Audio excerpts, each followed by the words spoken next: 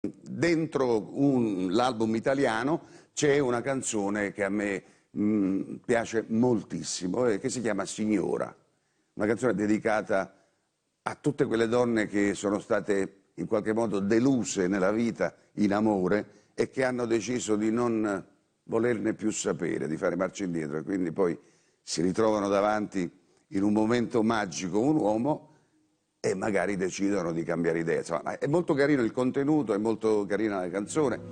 Profuma come un petalo di rosa, cammina con il cuore in bancarotta e va per la sua strada la signora, quella che ha perso amore, quella che è sola, più fredda di una statua di granito e dura come notte nel deserto. Si dice che nessuno sia riuscito a risvegliare in lei il sentimento. Signora, lo sai che alla passione non si mente, che importa poi quel che dirà la gente, se adesso siamo amanti per un'ora. Signora, lo sai che questo istante di infinito non si fermasse mai, perché ho capito che qui davanti a te c'è chi ti adora. Signora, signora, adesso siamo amanti per un'ora. Signora, signora, c'è qui davanti a te chi più ti adora.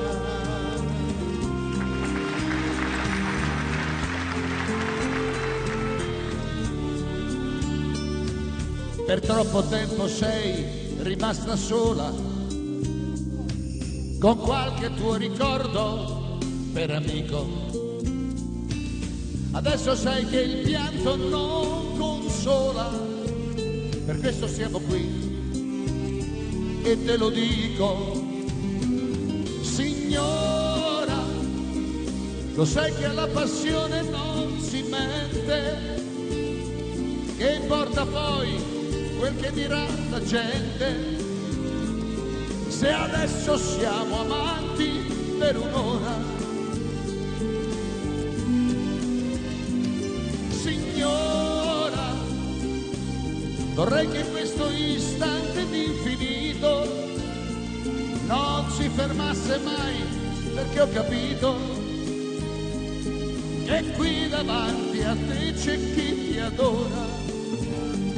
Signora, signora, adesso siamo amanti per un'ora. Signora, signora, c'è qui davanti a te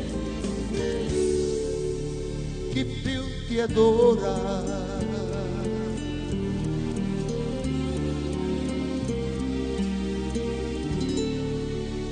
Signora. Sette note, una scatola magica musicale, un jukebox sentimentale di ricordi, emozioni, passioni che suona per voi.